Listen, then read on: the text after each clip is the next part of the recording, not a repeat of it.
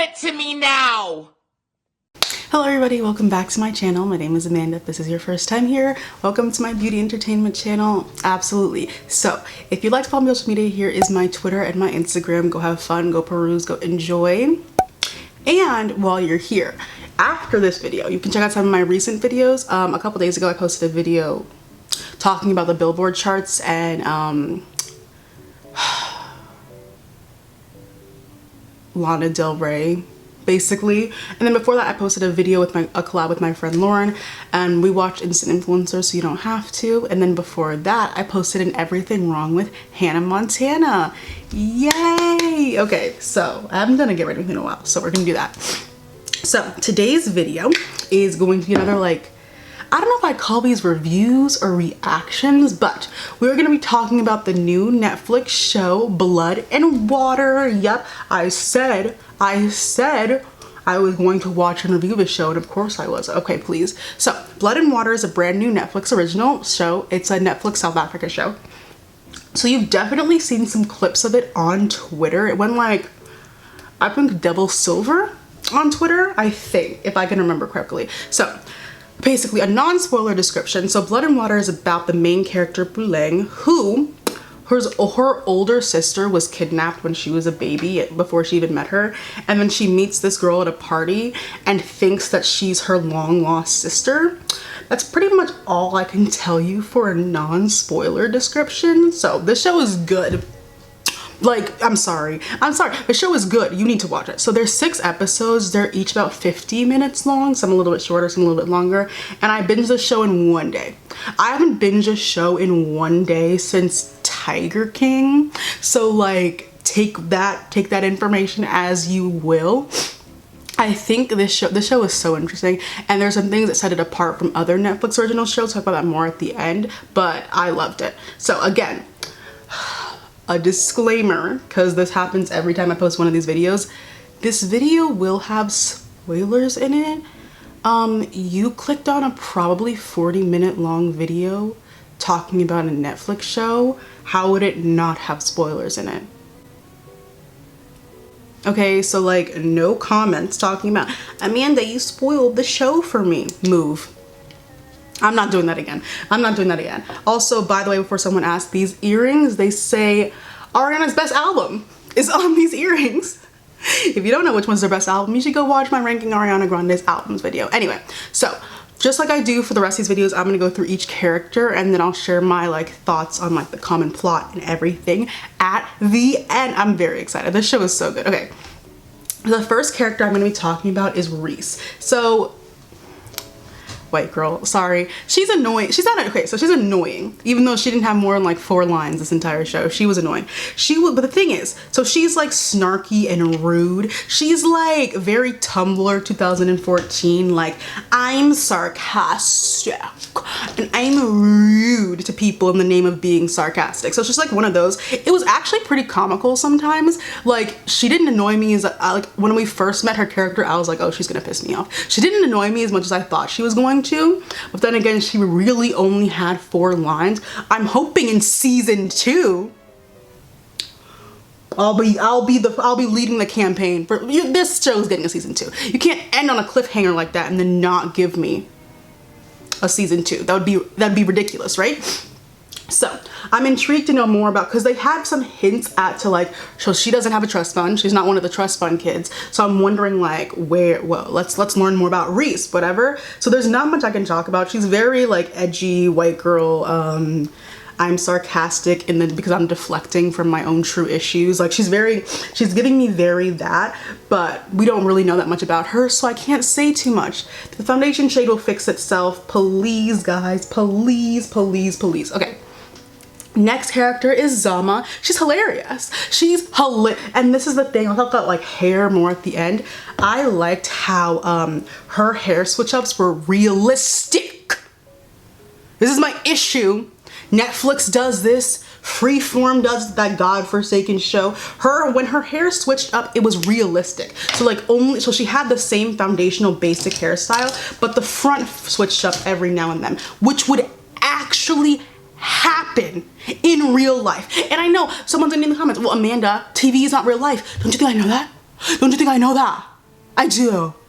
But I'm talking about realism, guys. This is not a fantasy show. All right, so Zama. So when she got mad that Puleng left and went to the other school, I was like, okay, so I understand. Puleng should have told you before she left. I get that. But I was sitting there, I was like, why are you still mad? If your father got arrested on the front steps of your school, would you still go back to that school? Maybe, I don't know. Like, is that me caring what people think too much? But no ma'am, no ma'am. So I don't know why she was surprised that she left. I would have been, no, new country, move. Are you kidding me? So I understand. And this is my thing. Zama, I want to see, these are first two characters we have to know more about. We got a little bit of insight when Puleng went to her house because her mother, you know, and she had to have like a hockey stick because the people her mother brings into her home. I need a season 2. It's coming. I'm just gonna have faith that it's already, you know, in pre-production, I don't know anything about cinema. So like, pre-production, post-production, I don't know. Because of the corona, I'm not sure. But I need to know more about Zama. And the thing is, this is with Zama, she's always starting mess accidentally. So like, always giving Chris, who I'll get to in a second, who is always creating mess because he's bored with his own life. Even after she finds out that she is the reason why Chris made that video about Puleng, she still goes and shares, still keeps telling him stuff, even though she was made aware that he is using the stuff that she says against her best friend. So maybe Zama's a little dense. I don't know. But yeah, I think she's funny though. Like whenever she talks, she makes me laugh. So I'm like, okay, I'm fine with that. Also, her hair, now I want to get like colorful braids. I really do. Okay, next character. Let me put this on before I start, because I'm about to start yelling. All right, Wendy. Liability. Y'all have got me messed up. Wendy is... This principal at this school, Parkwood College or whatever, is useless. Now the thing is, all right. No, actually, let me just go for her. This principal is useless. How do you have no control over your student body? And when I say control, I don't mean like literally controlling everything that they do. I'm not advocating for a dictatorship here. What I am saying is she seems to have no control of her students and what they're saying. It's getting weird. All right. So when oopsie. All right. Like when Feeks' mother, who's crazy within her own realm, I'll talk about her in a second, in like a minute, but when she read the hell out of the principal, like the second to last episode, it was like, you're a weak leader, you have no control over these students. I was like, I can't help you now. I don't like Feeks' mom, I don't like her mother, but she's completely right. How do you have no control over your students, allowing Wendy, who is a walking liability for the school, just run rampant and free? Young, dumb, broke, and free. How are you letting her do this? All right? Because there are so many red flags. Wendy is a vindictive, jealous liability. But simple as that. It should have been clear. It should have been clear when she almost lost her mind when her magazine got taken away. Oh, boo-hoo. Sorry. And then when she came into your office and wanted you to slut shame a 17-year-old because a grown man started a relationship with her. Red flags everywhere. Everywhere. Wendy is a crusader, and yes, I like some of the points that she's making in her class, but it does feel like she is doing it to be difficult.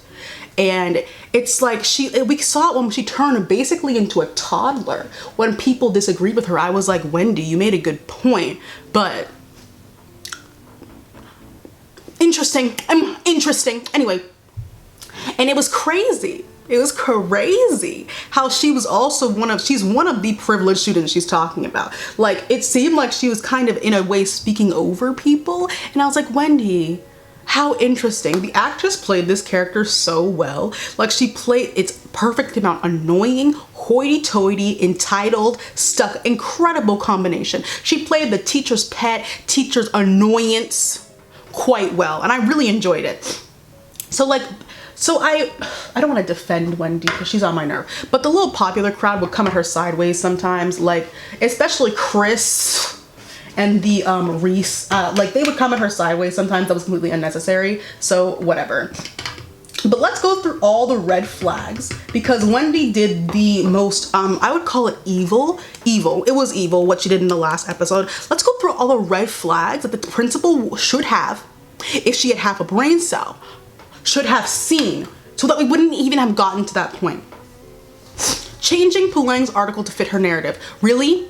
First of all, this entire plotline was giving me a complete headache, because I was like, all you have to do, Puleng, is go to your computer at home and show the original article that you wrote. It's not like you deleted it or anything, or what you could even do is go on Wendy's computer and press the undo button 6 times, and it would go back to your original article. So this plotline went on for far longer than it needed to, but it created some really good mess, and everyone knows I love mess, so I was really enjoying myself, right?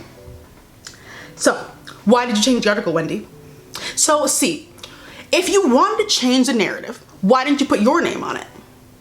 If you wanted to change the narrative, I thought you were a journalist with integrity, Wendy. I thought you were a journalist with interesting. And it's like, yes, everyone loved Puleng for writing the article, but like, she didn't write that. I wanted to jump the screen and wring her neck. I'm like, why are you changing this girl's article? She's already new at your school, and you see that she's trying to make friends with Fikile. Why? You know what? I know she did it because she wanted, like, Wendy was correct. The article that she wrote was a more accurate telling of why, like, Fikile shouldn't have been head girl. It was, she made a point. However, Wendy always makes points in the most absurd and unnecessary way. There was no reason to change someone else's article to fit your point and to make your point. Why didn't you put your name on it?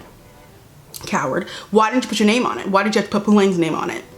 Coward. And I noticed that she wanted it to come from a fresh face. That's what she said. But I'm like, why couldn't it have been anonymous? It was gonna go in the paper anyway. People were gonna read it anyway. Why couldn't you just made it anonymous, idiot? Like, and the whole school during this whole time was acting very hypocritical, cause most of them are generational wealth, like, you know, like trust fund. Most of them were like that. So I was like, so you hate Fikile for being what you are? Same with Wendy. It's all a bunch of hypocrites, and I know they're trying to like power to the people, and I'm like, okay, good for you. Okay, you go back home to your mansion, power to the people. Okay. This is the thing. In the town hall that they had, when they were like asked, it was the head girl town hall, Wendy is so messy, and that's why I was like, I'm kind of fine with it, because this girl mess for what? And for, where's my brush? She had Fikile in a headlock. Like, she would not let up. She was like, here's A, B, C, D, why you're wrong, why you don't deserve to be head girl. I was sitting there like, messy boots, messy. And then this is one of my favorite scenes. Fikile, when she, you know, like they found out that her and the coach were dating, and then she's of course angry. So Feeks drags her in the classroom after she saw Reject Kendall and his wife. And I know she was mad, but she dragged Wendy for a good reason. She's like, Wendy, you are a hypocrite. Your mother, isn't her mother like, her mother has some government political power job. And Feeks was like, you're a hypocrite, Wendy. You're a hypocrite, Wendy. You're a hypocrite. And I said, you know what? I don't like you either, but that drag was completely necessary. And then what did it do? And then what did it do? Wendy deleted the recorded interview that she had that would have set Puleng free. Will I ever know peace? Will I ever know peace? No. You can't know peace. I will never know peace, guys. Now, here's my thing. I know Chris set her up because she obviously didn't make the video, but don't you guys think Wendy would have done that anyway? You mean to tell me you don't think if Wendy had found, if you don't think if Wendy had found out about Puleng's like actual last name and history and about her father, that she wouldn't have found some way to use it to write in her little magazine? Don't be naive. Don't be naive. That's why I didn't feel that bad when he like he shouldn't have framed her. He's a coward in and of himself. I'm getting to him in a second, but Wendy would have done something like that eventually. Okay, eventually. Now, And that was karma for all the stuff she'd done before, but she hasn't even done the worst thing. All those things she did, none of them even pale in comparison to the worst thing that she did on the show. So this girl goes, in the last episode, goes into the useless principal's office and says that Feeks is not being punished enough for sleeping with a teacher. She wants the principal to punish her more. Wants her to punish Feeks more because she got her magazine taken away. That's what it boils down to. She's mad because she got her magazine taken away. It's very sad. It's very sad, and it's kind of pathetic. She goes into the principal's office and is like, you need to adamantly slut shame this 17-year-old girl who was not the adult in the situation. She was not the adult in the situation. You need to slut shame her publicly because I got my magazine taken away and I'm sad. And I keep dragging the principal to hell, but she was stressed. She was drinking Alka-Seltzer in that office because there were so many scandals and fights within like a couple of weeks at the school, which leads me to believe she has no control over her student body. Well, you're the principal. Principal. Whatever. No, Wendy's a little mean girl. She's very vindictive, very evil. Props to this actress because when she went up to the reporters in the last episode, I wanted to wring her neck. Wring her neck, the entire neck, the whole neck. I had to pause the screen because I was like, is she about to do what I think she's about to do? And then she did it.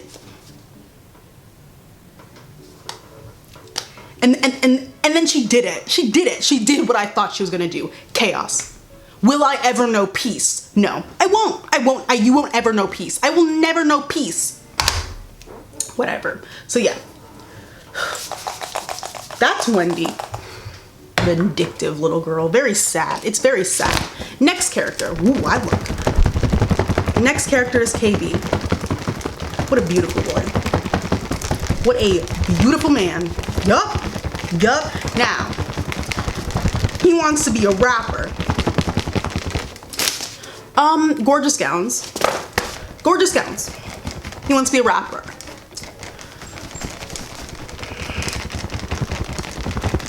Gorgeous gowns. Gorgeous gowns. Gorgeous boy. Gorgeous gowns. Pretty boy. Pretty boy.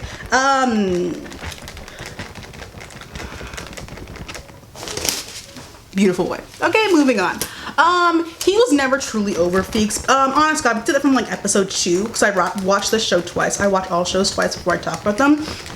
And I'm like, maybe he's more over her now, but like he kissed her back in the bedroom and then failed to mention it to Puleng before they had sex on the floor of their school. Degrading to me. That was degrading to me. I would really?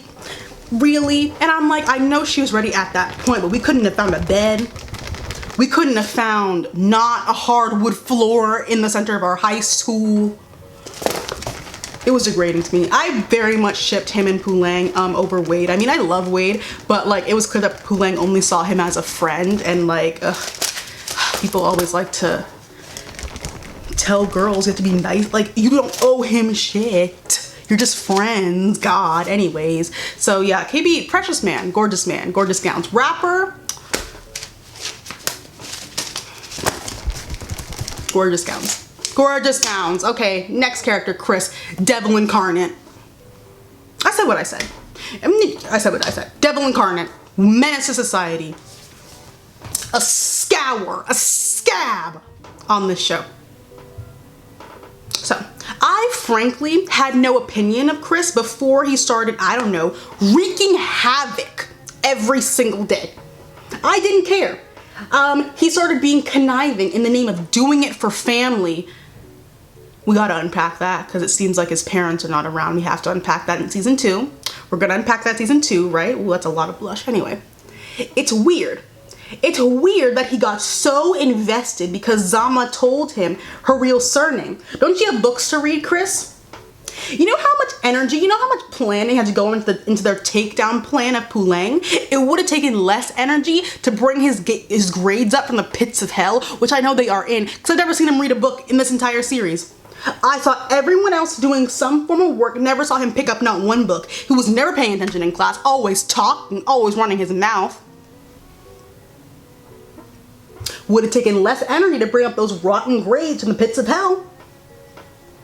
And then he used Mark like that, and then not telling Mark and Zama about each other just like men do. Like, did he think they weren't going to find out about each other? He's not very good at keeping secrets.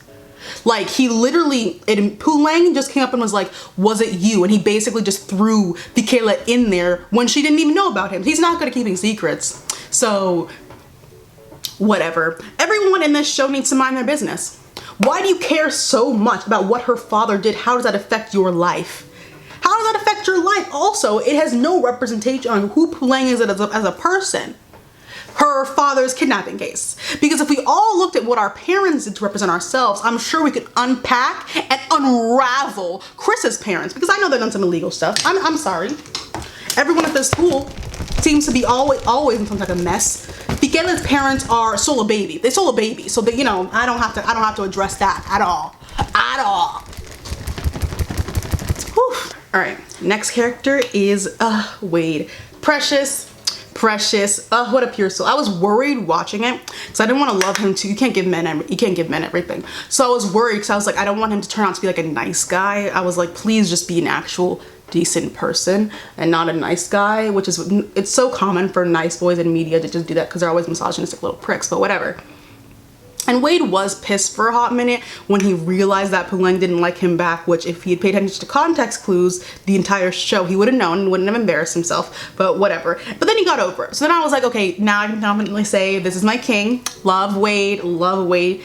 And yes, it was sad when she blew him off to go to that party, but like, she didn't sign no contract to hang out with you. She didn't sign not a contract to hang out with you. You gotta get over it. And he did, good for him.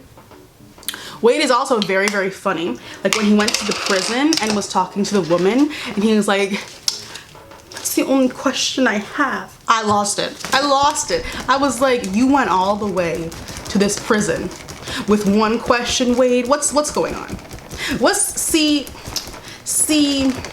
Oh my gosh. And then later that episode, he sees Puleng and KB kissing in the house. And that was the moment of like, that was a test. Are you a nice guy or are you actually just a nice guy? And he passed the test, thank God. And now he's like, kind of with maybe the girl who, one head girl, I forgot her name, but glad that he's like not a nice guy, that he's just like an actual nice guy. So, you know, we win again. Wade King, absolutely. Next character is Fikela, the naive, hot, black it girl of the school, like the chosen. We saw this in the first episode when she got the attention of the bartender and Puleng didn't.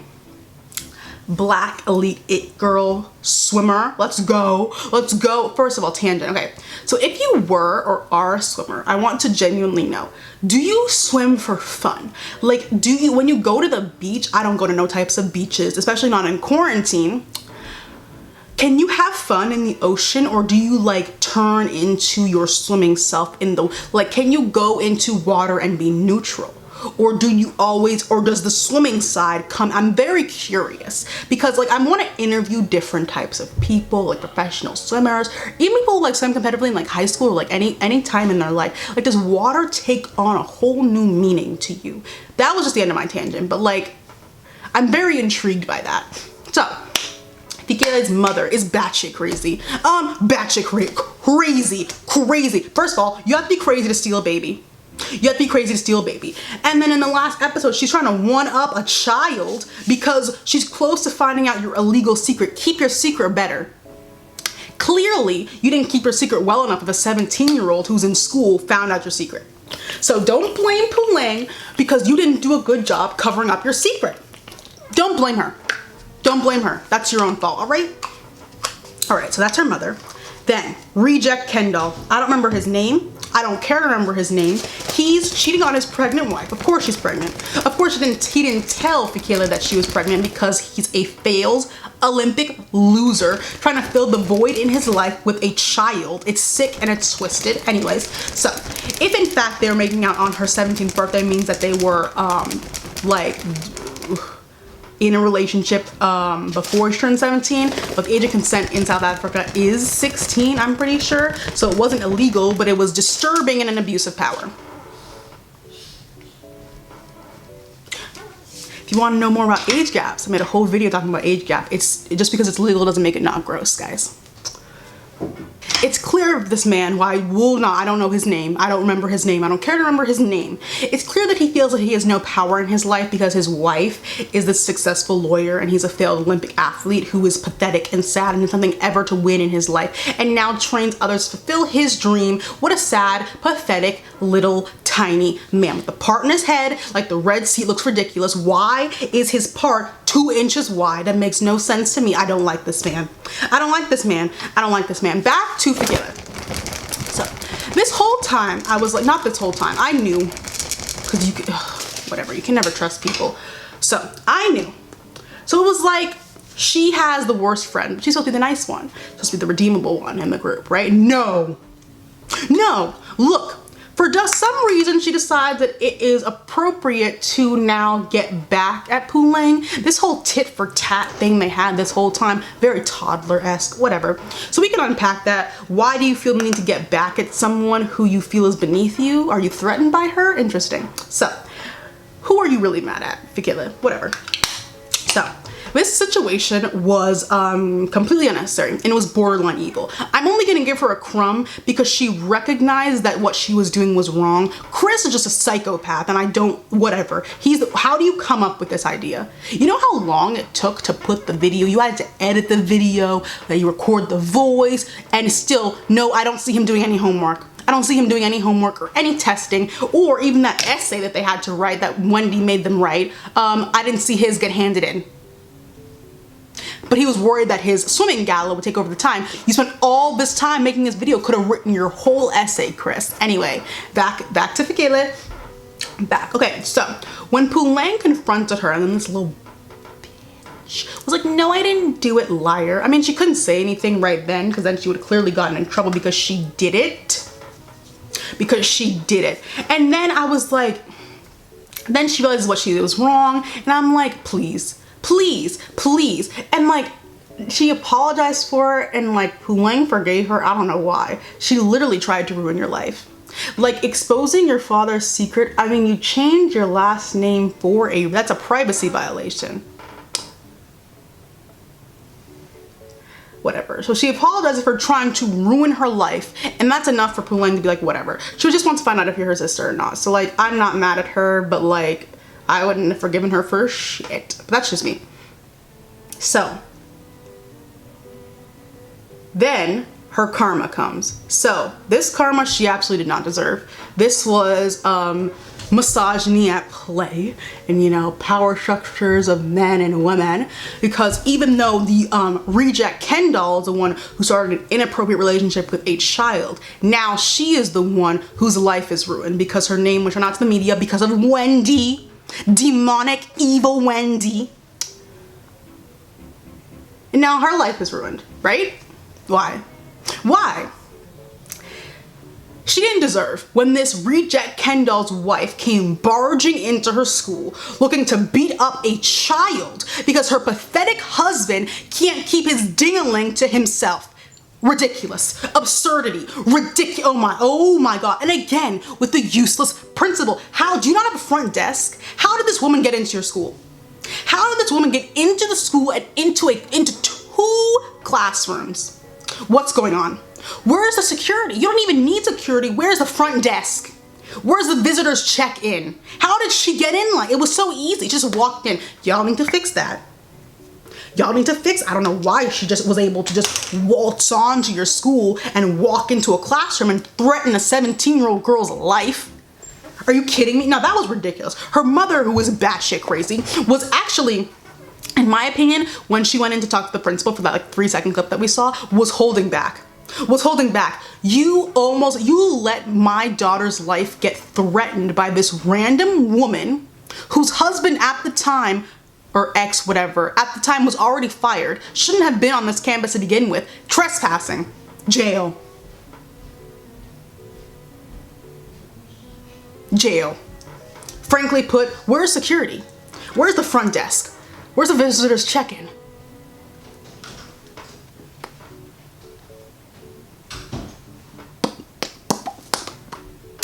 Interesting. So, last character, Miss Puleng. Let's start from the beginning. All the way from the beginning. So, she like cost them the field hockey game at her old school, which I don't believe at all. I watch field hockey often, and some of those other girls weren't pulling their weight, period. Anyway, and then the white barbarian basically says her father should have sold her into slavery instead, and Puleng should have knocked her teeth clear concave in. So shoving her and grabbing the broomsticks that she calls hair was holding back. So when the principal was like, you can't control your actions, I feel like Puleng did control her action because she held back. She went for her hair, could have gone for her teeth, could have gone for her nose, went for her hair, and she held back. So I wasn't mad at her. Principal, another useless principal, whatever. You like, where's Nate's punishment? Whatever.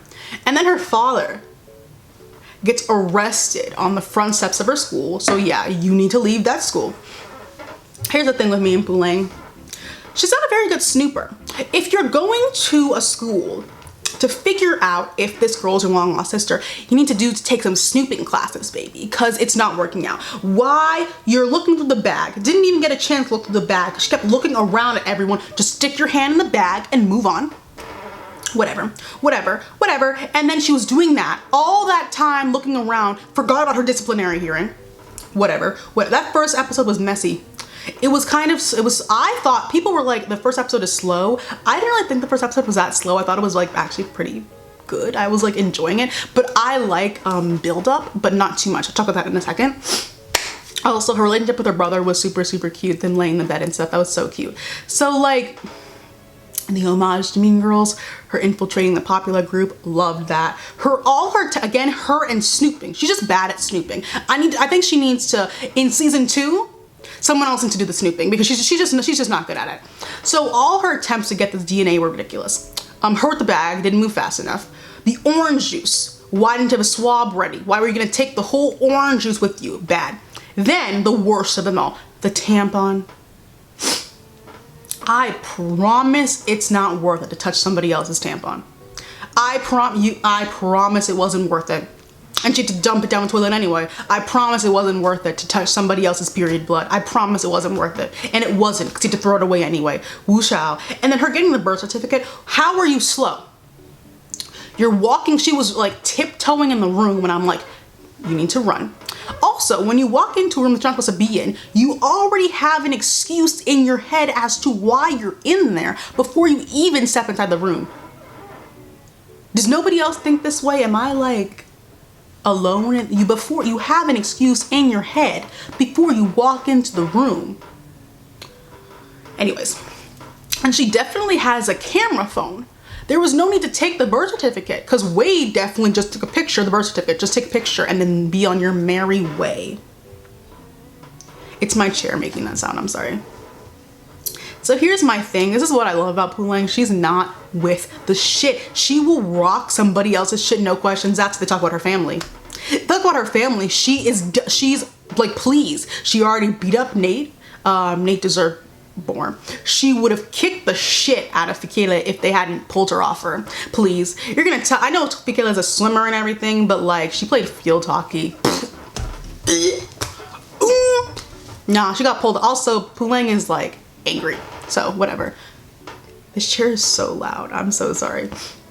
And then her telling Miss Messy Wendy Williams about the coach and Feeks was done messily. However, I'm not mad at it because it was an inappropriate relationship, but she didn't do it because of that. She did it out of spite, and I was like, oh. Like, it was an inappropriate relationship, but doing it out of spite, messy boots. Messy, for what? For what, Puleng? What happened? And here's my thing. She felt bad because Feeks apologized to her. She tried to ruin your life. That apology doesn't mean anything. She tried to ruin your entire life at this new school that you came to because your life was ruined at the old school. She deserved it. No, she didn't deserve it. But the thing is, she is not responsible for Wendy being Wendy, a vindictive, jealous little girl, and sharing Fikela's name with the media. That Wendy. Go fight Wendy. Ooh, season 2, when they find out it was Wendy, ooh, yup, I need it now. I need it now. I need it now. Listen, Wendy is lucky to tell that Puleng is a nice person and went and like actually went to the principal and was like, I'm the witness, because she could have lied. I know she had a recording of her telling her, but she could have gaslit her and been like, I don't know who this girl is. I don't even have her phone number. She could have lied.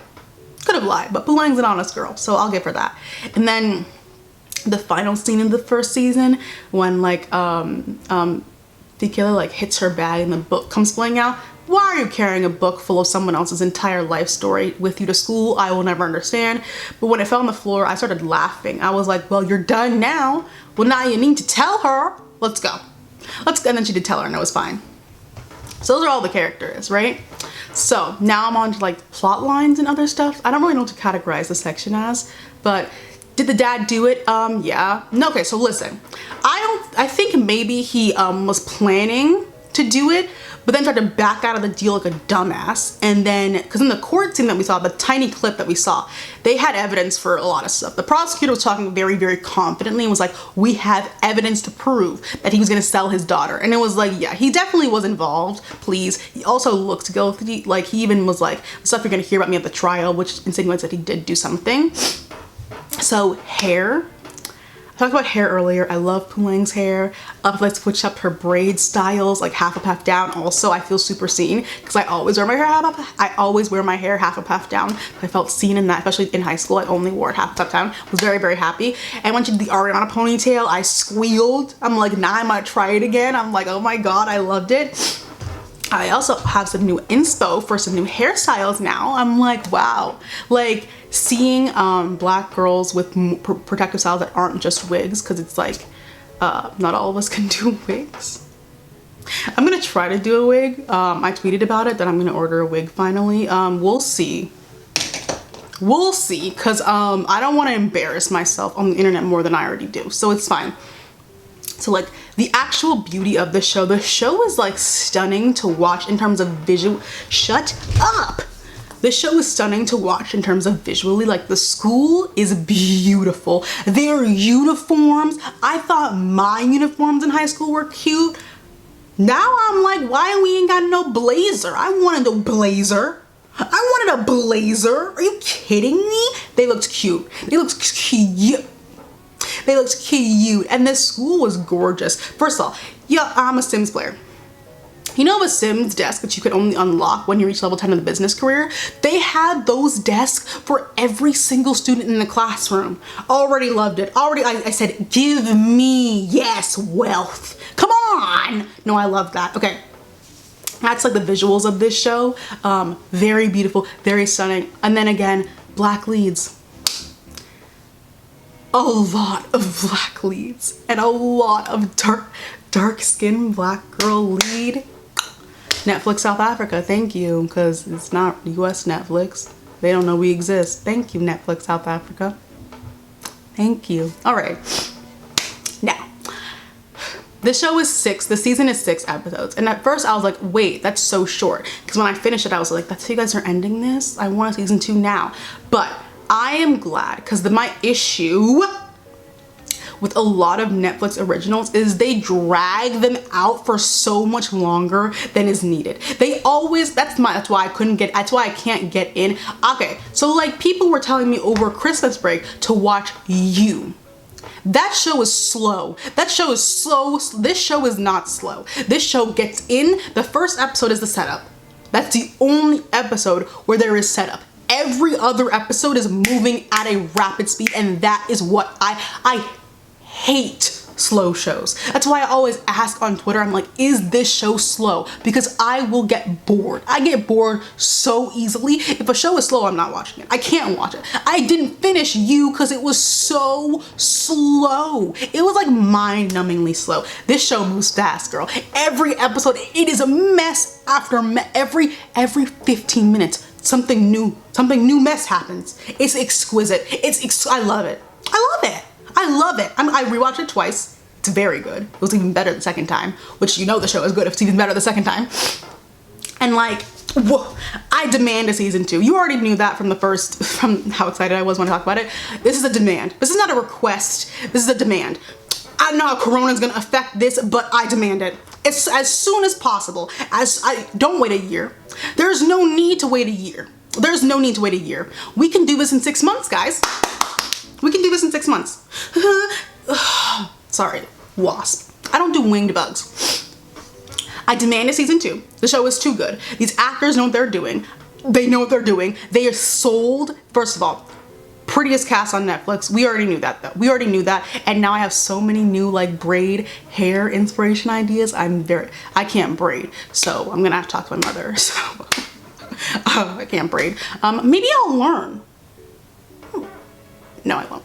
Anyway, these actors sold these characters. I'm invested. I'm already invested. I want to know more about Zama. I need to, am I invested in Reese? I kind of am, because she didn't get like all we know is she's a drug dealer. She doesn't have a trust fund like the rest of them, and she's snarky. So I'm intrigued to know more. They sold these characters. Category is face, darling. The category is face. Every single person on the show, the category is face, darling. Move on. I need to know where the show is going next now, especially that trial. We only got a crumb. We only got a crumb of the trial. I need to know more. I need to know more now. I don't trust her father. I don't. I need the conspiracy, also how they stole the baby. Hopefully Feeks and Puleng don't tell the parents that they know that they're like long lost siblings and try to figure it out themselves. Like I want like Wade, Puleng, Feeks like working together, 3 musketeers to figure it out. I love mystery and whodunit elements. That's why the show got me. Mystery and whodunit elements. Amanda. And it's like, we also need some very intensive therapy. For Miss Fikele, we need some intensive therapy for her. Yeah. Her life was ruined. This is the thing. I think this show took place over a couple of weeks. It felt like it was a couple of weeks and her life got turned upside down in the matter of like 2 weeks. Intensive therapy. Yeah, that girl, ooh, yeah. So they can go all 3 musketeers and solve the crime after she, you know, gets a spot in treatment. So yeah, that's it. The show is so good. Like, you should watch it. Like, people, first of all, if I recommend a show, it's because it's good. All right, so the show is good. I'm not gonna recommend you go and watch garbage. Whatever. So yes, this show is very good. You should watch it. Demand. You know what? I'm not gonna let my foot off of Netflix. Is next. I demand a season 2. It's a demand. It's not a request anymore. No, it's no longer a request. It's a demand. All right. So yeah, that's the end of my video. So if you like, follow my social media. Here's my Twitter, my Instagram. Go have fun. Go enjoy. Go peruse, etc., etc., etc. And yeah, I hope you guys are all staying healthy and safe inside your homes, not at the beach, not in Ocean City. Why are you at Ocean City during a quarantine? Why are you at Ocean City, period? Why are you in Ocean City during a quarantine? I don't understand. Stay inside your house. Yeah, and yeah, that's the end of my video. Thank you guys so much for watching. Stay safe and stay healthy. Yeah, thank you guys so much for watching, and I'll see you guys in the next one. Bye bye.